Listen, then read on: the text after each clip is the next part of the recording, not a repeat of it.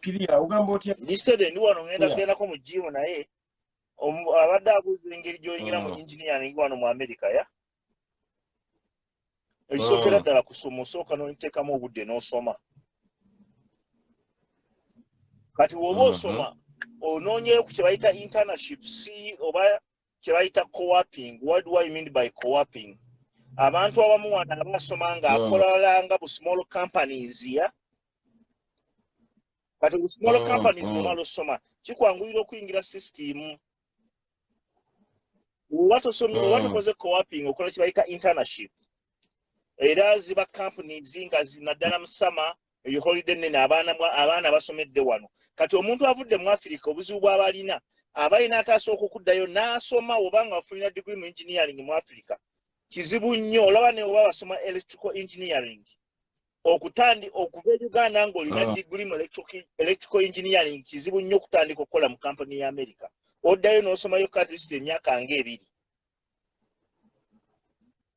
olw'ensonga nti nze I'll give an example wano mu America bakozesa English system mu Africa twava mu Uganda nga tukozesa metric system oba olina osooka osoma obeere ku pace ya education level ya wano it does not mean nti abantu bano basoma nnyo tusinga naye okumanya how system werwaninga wano when it comes to real applicability ekirala ng'oyagala okuyingira companies ng'ezo kizibu nnyo okukola mu companies kati ng'ezo ennyonyi nga toli US citizen oba toli green card holder.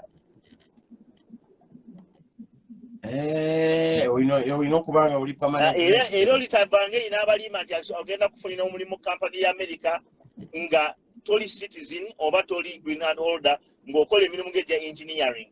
Ate kati bw'otuuka mu department ng'ezaffe eza aerospace engineering ne woba ng'okola ne wobeera nga olina degree nga olina permanent residence waliwo n'emirimu gy'otasobola kufuna nga toli citizen nga wadde oli permanent resident naye nga tosobola kugufuna kubanga toli citizen.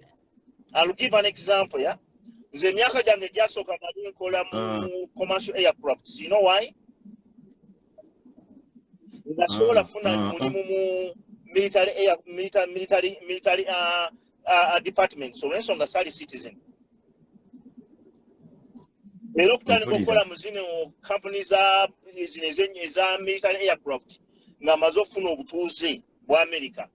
Kati omuntu avudde mu Africa kizibu okujjako nga osobola okuba nga osomye naye oba tolina mpapula nga tolina butuuze kizibu okujjako ng'olina kye bayita special skill. Lwekyo okategedde ako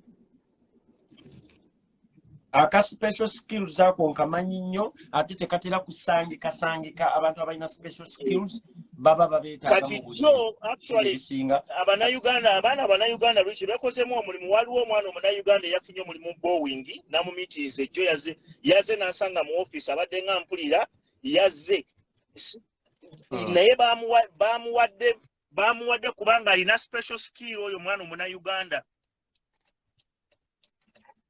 Kati naye ali mu Boeing. Kati enemboozi gye mbadde nnyumiza abantu nga video yakatandika eya Boeing ennyonyi gye bayita 737 bagita 750 max.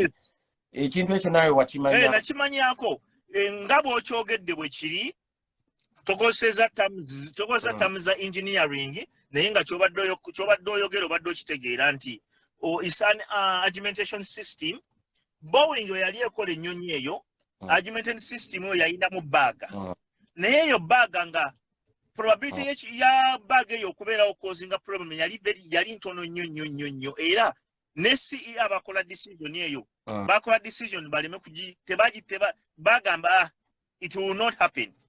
Naye ate mu engineering waliwo kye bayita if you think it's going to happen it will happen.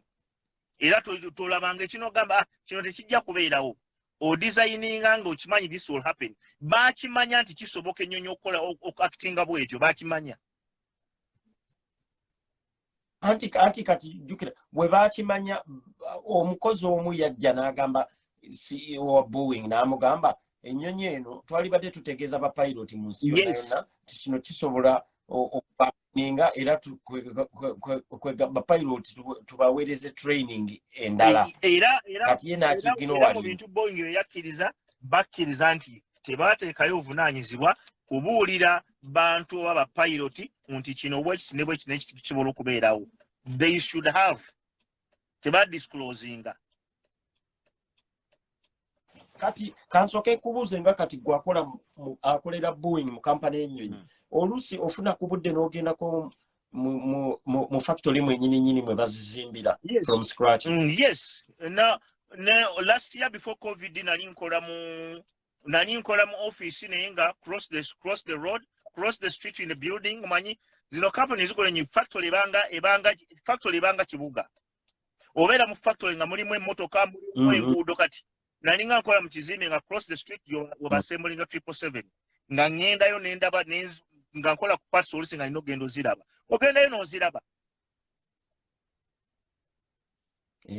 Kati mwe engineer engineer ya Boeing mukozesa engine kikaki? Kisinziira kati waliwo kisinziira ku airline eyo teba decision ya Boeing.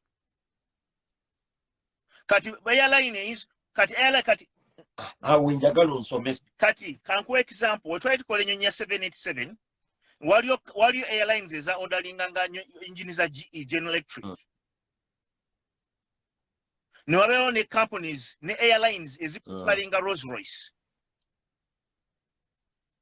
So ezo engine ebbiri Rolls Royce gye batira okusaba Airbus. Ezo engine ebbiri Rolls Royce ne GE ze Boeing zetira okukozesa naye ebeera decision ya airline kati nga olaba customer airline aba customer nakugamba nze njagala nzimbire ennyonyi njagala okozesa engine eno.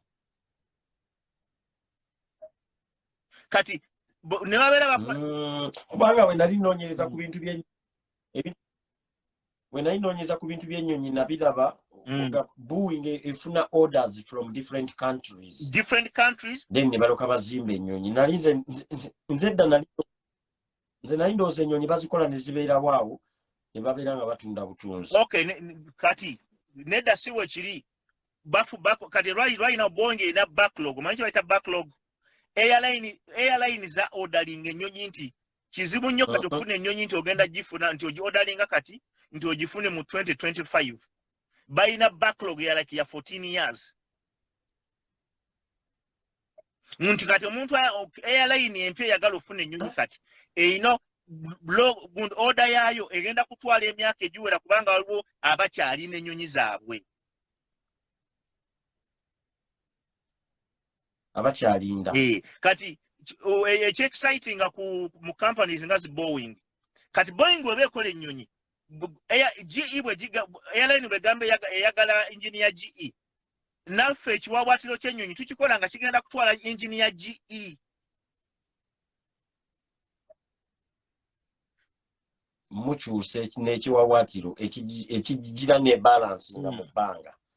Kati kansoke nkubuuze engeri nga gwe gy'okola mu nnyonyi. Kati bano ba White Brothers abaayiye ennyonyi kuba be basooka okuyiya ennyonyi ba White Brothers. Kati ba White Brothers family yaabwe aba Boeing ne Airbus babawa ku ssente.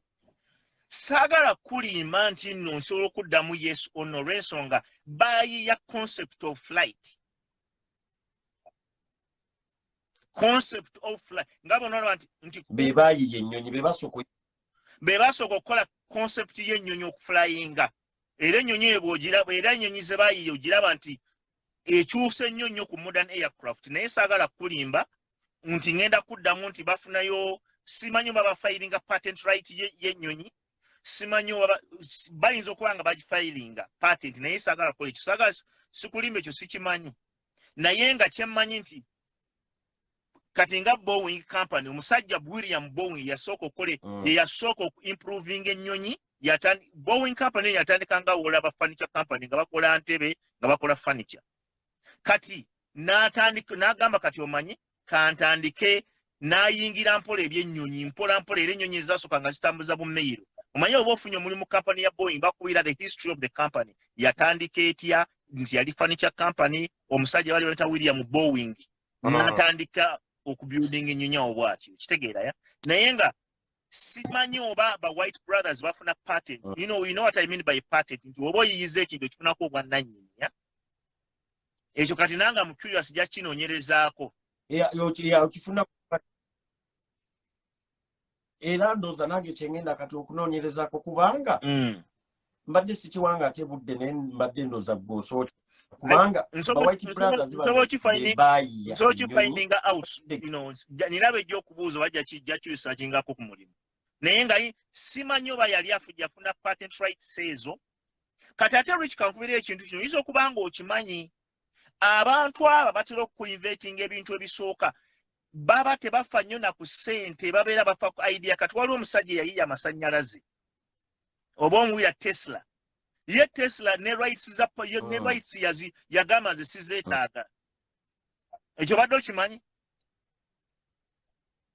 ne abayiya amasannyalaze baali bangi nnyo it was a big competition abasooka okuyiya amasannyalaze omu yali abeera Switzerland omulala ng'abeera mu Netherlands ne kati obwongo naye kati oli Omumerika gwe baawa credit kati Omumerika eri naye yali ayiya amasannyalaze nga neeno bayita Philips oba Philips omumanyi Philips kati Philips yeegatta n'omusajja omulala kati omusajja gwe bayita Philips omudaaki n'omulala yali abeera e Switzerland baagatta bonna baali ba physician nga bagezi kati ne bagezaako okukola amasannyalaze naye nga tegavaayo bulungi kati oli physician omulala Omumerika kati ye n'agakola ne gabeera nze wano okudda ku point nti kati ate abantu abo tebatera kufuna nnyo ssente kubanga bo bana passion ya kintu kati bano ba investor nga ba JP Morgan be bafunamu akusanga awo n'agula idea yo ng'oli desperate oyagala ekole n'akugamba nti gwe mpa rights zo takankuwe emitwalo gya $5 oba emeka nze rights ozimpe kati abasajja ngaawo ba JP Morgan kye bakola kati ye JP Morgan alina gwe yajjako patent rights zonna kati ne bana abakola abayiya first concept oyinza osanga rights ezo tebazifunamu nnyo nga bano ba investor always ba investor basinga okufuna mu ba engineer rich kisinga okunnyiza nze kubanga gwe as a engineer osobola okuba nga kitegedde bulungi ekyo naye rich okuba n'amagezi akakola ekintu kikyawule n'okuba n'obusobozi ne ssente we bayitira investor ng'olina idea naye nga tolina ssente ba investor bafunamu nnyo mu ba engineer era osanga ebiseera ebisinga nga they are investors out there nga bo bano kati wano Amerika waliwo ne company yo nga specializing mu kunoonya ba inventors oba engineers ng'eguza ideas ba investors to become rich. Ekibuuzo kyange ekirala kye njagala okubuuza kati Boeing eno nayo ekola ebizungirizi ekola ebizungirizi bino ebigenda ku mwezi ebyexploring ebitwala satellite waggulu kati Boeing kati kitwale bwoti Boeing eyinza okuba nga tekola bizungirizi necessarily naye ng'ekola components kati for instance Boeing ekola nnyo satellites oyira kati bayinza okuba nga ngambe NASA egenda kukola ekizungirizi ne bagamba omanyi eno paati y'ekizungirizi Boeing yegenda ogitukolera ne kampuni akalala ne bakawa contract okitegeera tekagamba yo tekola bizungirizi necessarily naye esobola okukola components ezigenda ku bizungirizi gwe ekitegeeza NASA abanasa nabo balina ba engineer baabwe abazimba ebizungirizi byabwe yes era bwe nali nsoma bw'oba osoma aerospace engineering osobola okuspecializinga mu aerospace oba aeronautical engineering mu most of the guys abasoma aeronautical engineering be bakola mu NASA era twasomanga nabo ninawo ne bakwano bange manyi abakola mu NASA nange nsobola okukola mu NASA kubanga concept ya engineering yemukati for example nze ndi structural engineer I can also do structures for rockets if I get hired with NASA okitegeera ya naye nga yo Boeing as a company itself ekola components ezimu nga nasa ezizobawa contract naye ne nasa kenyini erina aba engineer bayo abakola components ezaabwe nti kino done by nasa. Kati ebibuzo byange ebirala bibiri. Wabadde awo ng'oyogera ku private jets. Private jets nazo Boeing ezikola oba waliwo gundi endala company endala kati ezo private jets waliyo oba Boeing.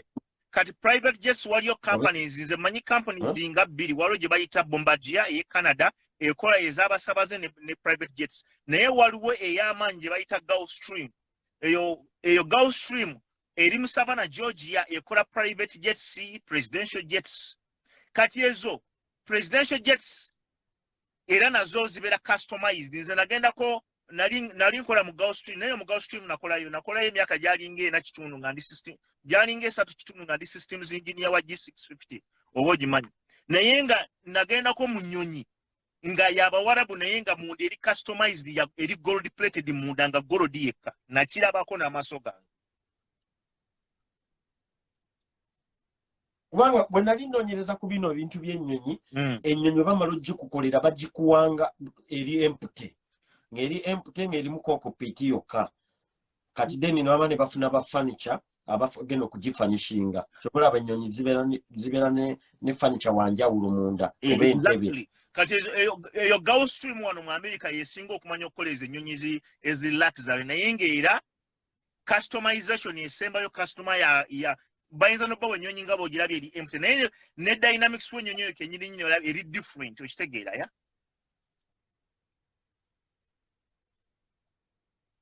Yes, ekibuzo kyange ekirala ekyo tukitegedde.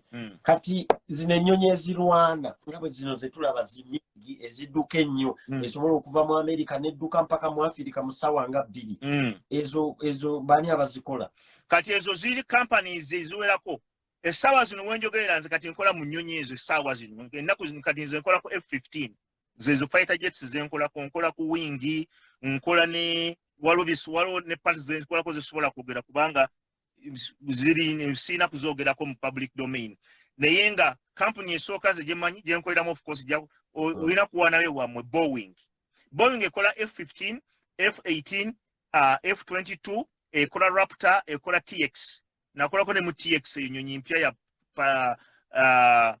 training aba pilots then wabeerawo company gye bayita Northrop and Grumman nabo bakola buno obunyonyi obulinga obuwundo waliwo ennyonyi eziringa obuwundo gyeziri ezo waliwo gye beta Stealth waliwo Stealth nga yo esobola okubiitinga radar nga tebagidetectinga eyo company gye bayita Lockheed and Martin yegikola.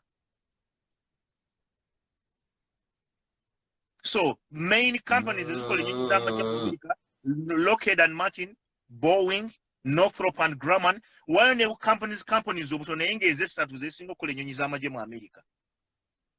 Naye kati nze ennyonyi ze nali nkozeko ez'amagye nga nze nali nkozeeko ya nze nakola ku F-15 ate helicopter nekola ku F-18 wangi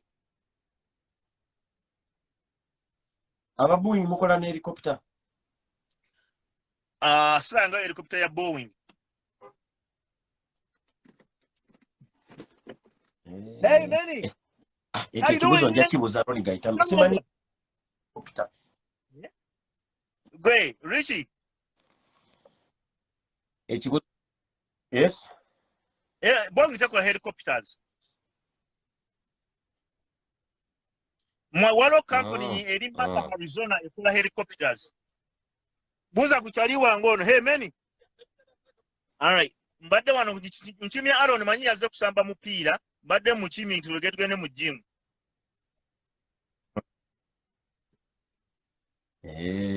Abanange ebibuzo byange byebyo onyannyo babwana ekibuzo malambuze Embraer also manufactures planes ya kanabe wana ebibuzo did you study from Massachusetts? No, nasomera ku Auburn University Alabama je nasomera wala ambuza je nasomera ku Auburn University Alabama nefuna masters mu Columbia University New York.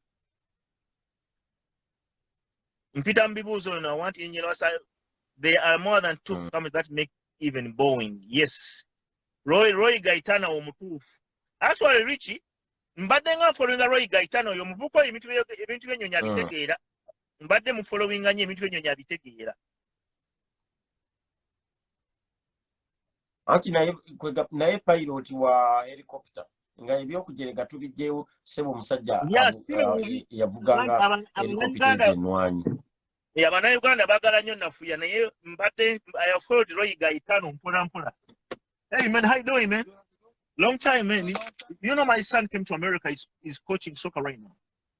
That's my son, yeah. Yeah. Aaron. Oh, yeah, man, Aaron. Oh man. You know, bano bachali betwasamanga nawo omupiira. Oh my goodness. Ono chali wange bamita many aba Panama, from Panama, yeah?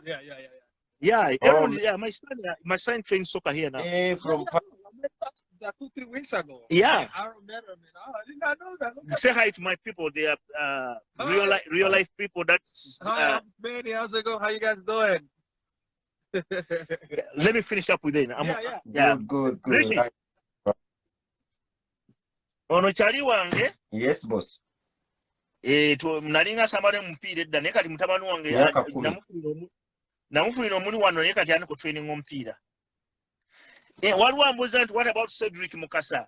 Saagala kwogera Cedric Mukasa naye abamumanyi nnyo bayo be bamanyi naye nze mpeyinza attention ku gundi ku Koyo Gaetano byayogerako ebinyonyi abimanyi. Abimanyi. Naye lumu njaga omupiira ku Eddie Mezaya mubuuze ku bya civil engineer ku bya electrical engineering. Eddie Mezaya gwe kati ekyatembadde njala okubuuza kati abarussia ennyonyi ezo ze balina eziro be bazeekolera oba nabo baimportinga buimportinze oba nabo balina kampani zaabwe zikola ennyonyi. Abarussia balina kampani zaabwe zikola ennyonyi. Waliwo ne Boeing Moscow. Waliwo ne company, waliwo ne party ya Boeing eri Moscow bagita Boeing Moscow. Era nagendangayo konedani nga masindise Russia. They are good engineers. Balina ennyonyi zaabwe ze beekolera. Russia. Era ne party ya Boeing nene nnyo e Russia. Abatawa Russia engineering waabwe mulungi nnyo. Era twafunanga nnyo obuzibu ba engineers abavudde mu America ogenda okukola n'aba Russia. Lwaki nyinza okugamba ensi gye batamanyi nze waliyo ensi 3 ezo ze mmanyi nga zo when it comes to engineering bali ensi gye bayita Poland ogimanyi. Njimanyi Poland ya. Bayita Germany ne Poland owiranga engineer avudde Germany ne Poland be basinga kuba engineers mu nsi yonna aba Germany ne Poland.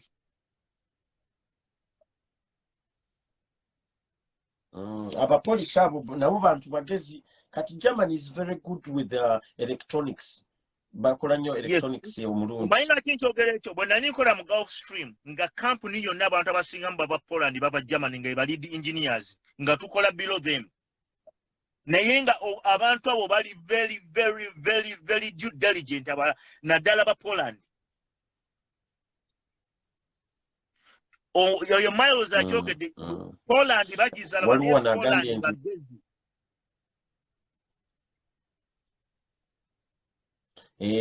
nange ke comment gye mbadde ngenda osoma agamba mbu Poland is underrated. Bwe batyo boogera but Poland is like almost like any other European country naye just it's kwegamba abakozi tebafuna nnyo sente nyingi bano abawansi but the country is goloza lwaki Russia teyeeguya lutalo luno teyeeguya America kubanga ekimanyi esobola okwekolera ennyonyi yaazo tusobola okubateekako sanctions naye basobola okwekolera ennyonyi zaabwe naye olutalo lw'omu bbanga tebatya. Of course America ina air force eri much bigger than Russia naye n'abarussia basobola okwekolera ennyonyi zaabwe. Buno obusu obulala bweguya America kubanga America yeeguza ennyonyi.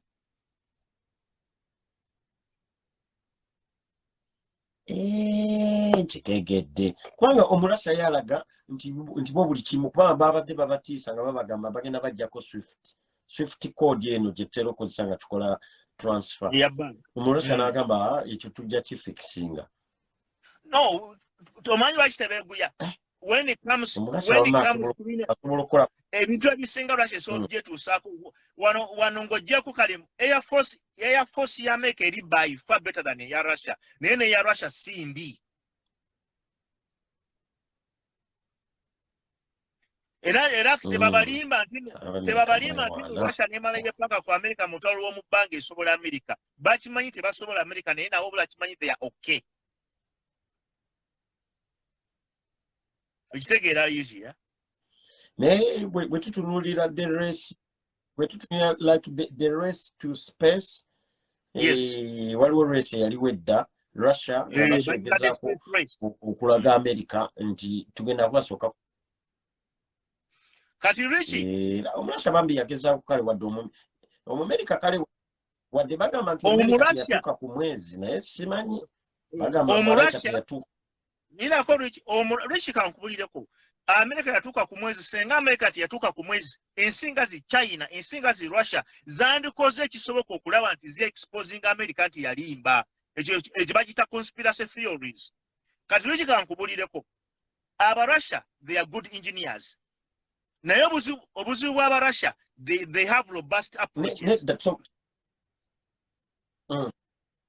okitegeera kati Omumerika baba yatuuka ku mwezi kati kyekyamulemesa okuddayo ng'ate ne technology kati mulungi why not now lwaki kati taddayo ku mwezi bagenda ku mwezi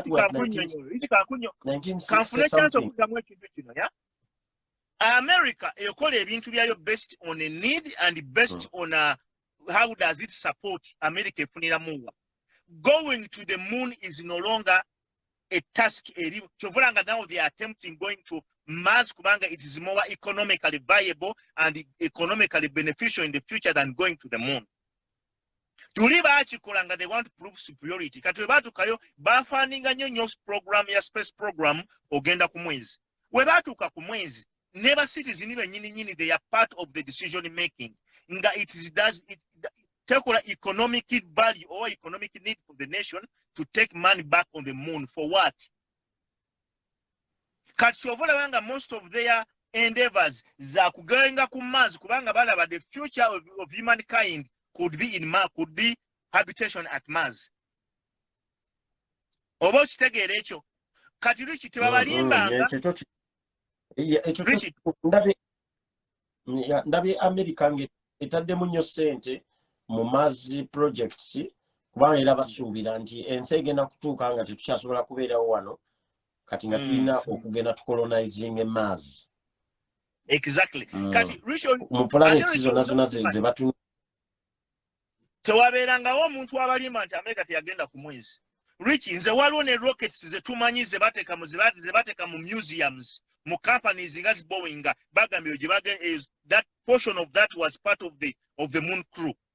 Ate Richie senga America teyatuuka ku mwezi ensi zonna zandikoze ekisoboka okulaga nti zi exposing America nti yatuuka ku mwezi. Okimanyi ekyo? Kati ekyo tonkimanyi kubanga kati America right now NASA bagitaddemu sente nyingi tulabye rockets ze balauncinga nezitwala satellites tulabye Abamerika ababiri bagezesa guno waliwo owa Virgin Atlantic bana abakola oyo musajja akola ebya commercial space flight ebyo ne bambukayo babiri bonna the missions were successful. Ono Elon Musk naye eye tanagikola. Elon Musk tanayambuka.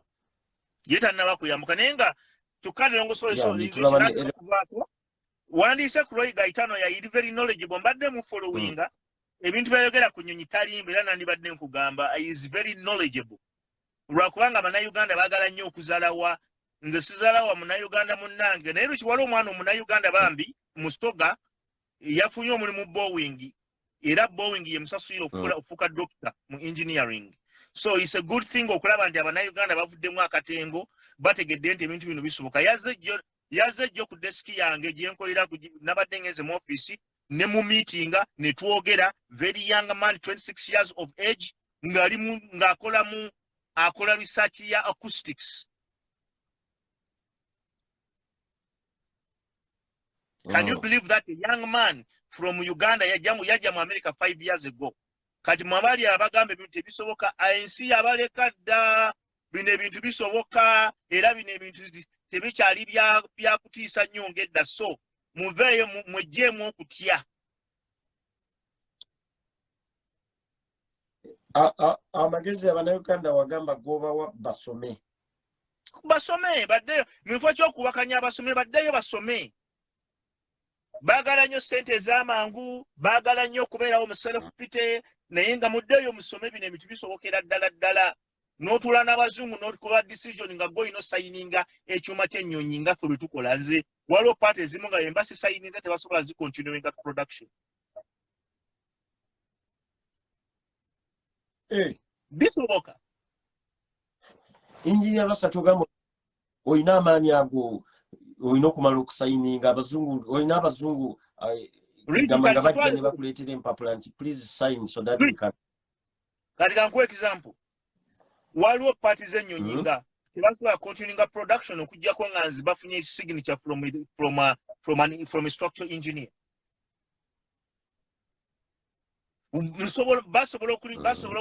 basobola okustopinga production ya paati nga okuggyako nga amaze okufuna my input nti structural engineer akirabye n'agamba it's okay continue production era nsobola n'okubagamba nti eno paati nfu scrap it ne batakontinuinga nayo ayagala okibirivinga atayagala takijjawo nti kyekituufu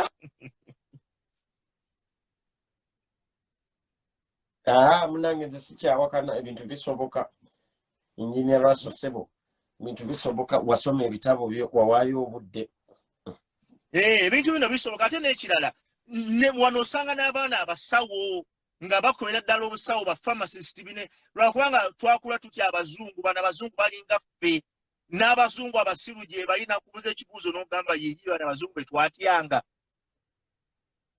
waliwo abajja nambuuza engineer what can you give me some guidance on this n'otuulawo n'ogamba wow these guys labe bano be twatyanga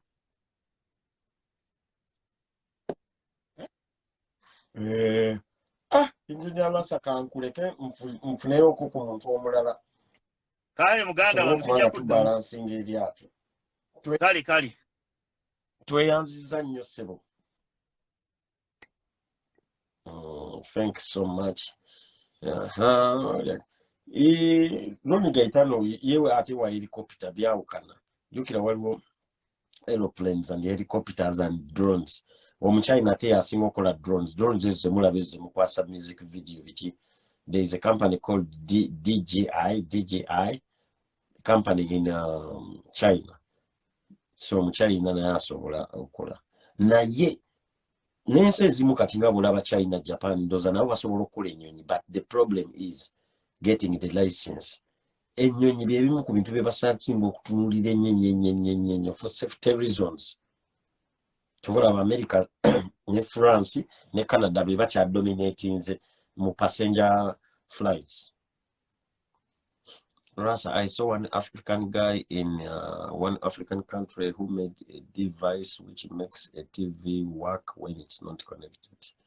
Yeah, abantu abafirika bagezaako nnyo abamu okuinventing ebintu neera agenda okukola ekintu ng'olwedde ekintu bakikola dda. Kyovula abantu b'omu Africa obiseera ebisinga tebabawa nnyo obudde because temulina kintu kye musobola kuinventinga nga tekiriiwo. Kati ogenda n'olaba oluusi Omufirika ne bagamba mbu Omufirika yakoze emmotoka. The emmotoka baba bagikola dda. You have to create something new, event. Kitegeera. Hello? Hello? Hello? Hello?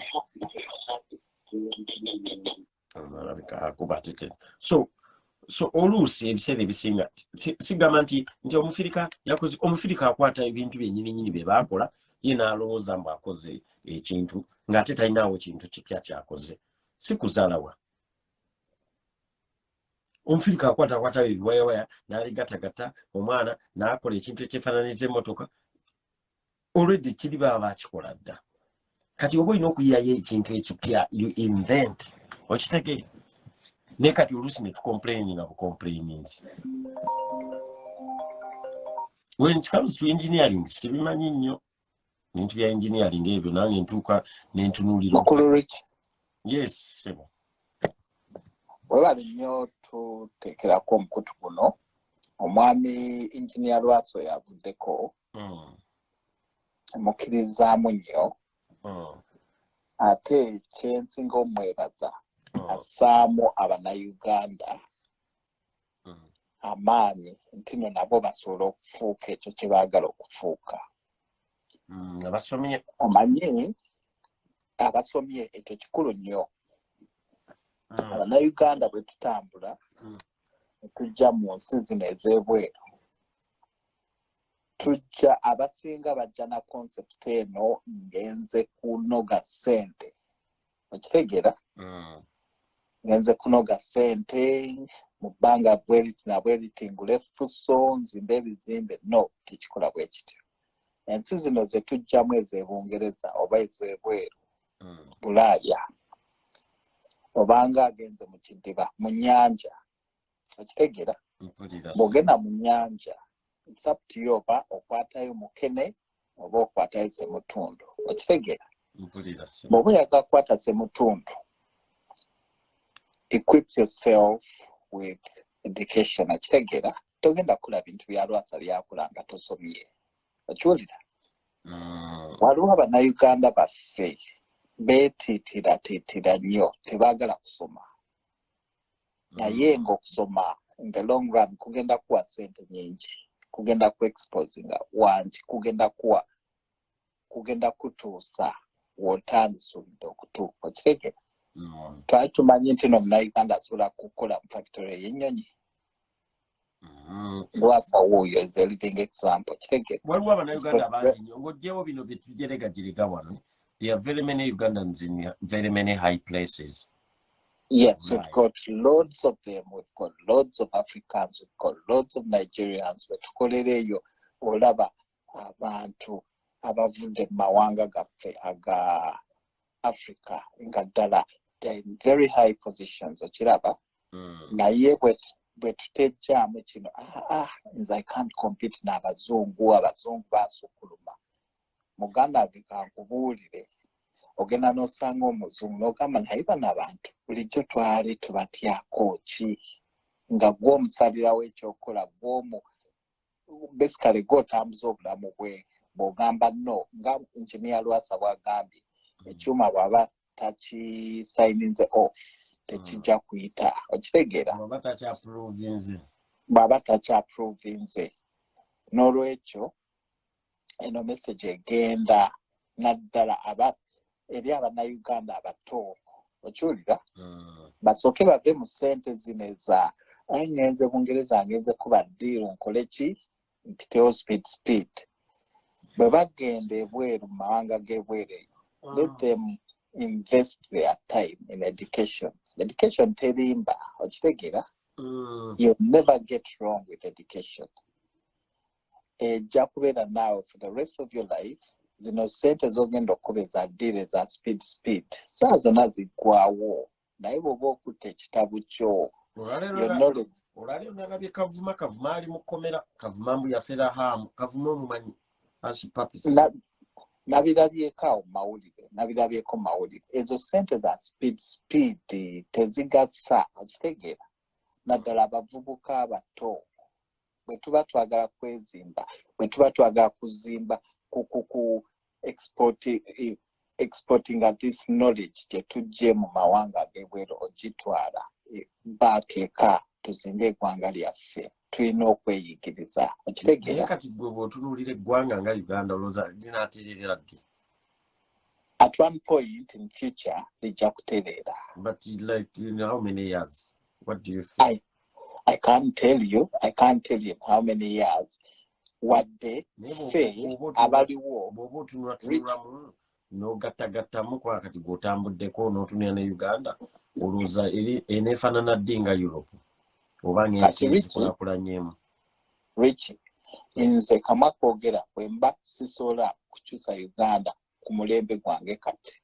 Bwe mba nzadde omwana nemuwa inspiration n'agamba daddy mulabye asomye akoze bw'ati alina a high position, oba omu-inspiring naye okukola ki getting into your footsteps. Bw'oba tosobodde okukyusa Uganda kati mutabani oba muwalawo yajja okukyusa Uganda ey'enkya. Ekibuzo ekisembayo ssebo mpulirize ne kubalala. Mbuuza ssebo. Kati olowooza, do we need the new city in Uganda, or we can make the existing city look much better? What do you think? Kampala nfu twetaaga city mpya, tulina ba architecture engineers, tulina ba city planners, tulina baki bonna badesigninga city mpya. Kampala nfu teyina anything. Kyekyo nange ekirowoozo kyange.